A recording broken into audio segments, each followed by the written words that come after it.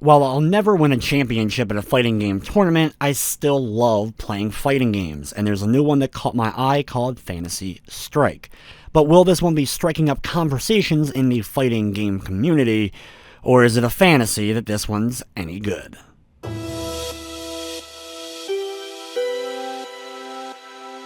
Fantasy Strike is a very accessible 2D fighting game that features simple controls that only have a handful of buttons that you'll need to learn in order to pull off all of your character's moves. However, it surprisingly works for a deep and very fun competitive fighting experience.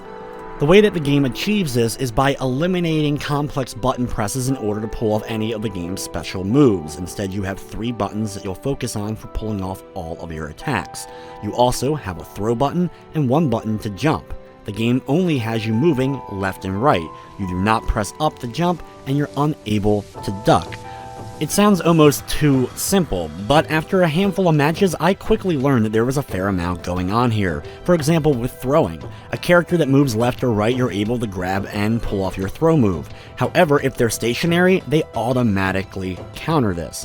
Each character also pulls off a few different special moves, whether or not they're in the air when you press the button, or whether or not you're moving when pressing the button.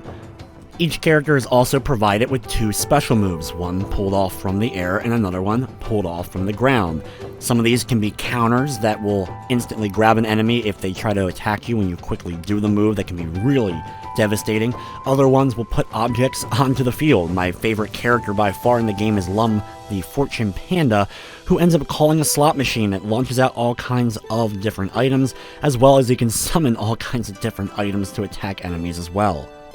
The game features 10 playable characters. There's a variety of different color schemes as well for each one of the characters, and they're broken up into different categories, like Zoner, characters that are able to send out projectiles to get characters to kind of move closer to them. Grapplers, ones that of course are able to grab a hold of enemies, the wildcard ones, which feature Lum the panda that I mentioned earlier, as well as another character that uses a ghost that is able to grab enemies and hold them in place while you're able to deliver attacks, and rushdown characters, which are able to kind of close distance a bit easier than some others. There's no running or dashing in the game.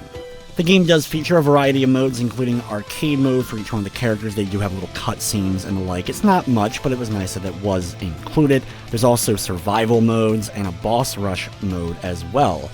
The game does feature, of course, local as well as online multiplayer. For the local multiplayer, you can play it as a single one-on-one or do 3-on-3, and with online, ranked matches are automatically 3-on-3, though you can do casual play for 1-on-1, as well as, of course, invite your friends to matches. The way that the 3-on-3 works is interesting, that it's one-on-one matchups, and it's randomly selected from your team of 3 characters for which one you're going to end up playing as for different matches. Whoever ends up getting 3 wins first is the winner and moves on. You gain experience for not only your ranking, but also gain experience for each one of the characters you're playing as well. With the online play, every match that I competed in so far in ranked play was perfectly fine, no lag, and no other issues from what I could tell. Offline, as far as the technical side of things go, I didn't have any crashing or any other major glitching. Fantasy Strike is available on the PlayStation 4 for $19.99. It does feature a Platinum Trophy. The game is also available on Nintendo Switch, Xbox One, and PC. Overall, I wasn't sure if I was going to get into Fantasy Strike, but it didn't take long before I got addicted to the gameplay. It's very easy to learn, but difficult to master for sure.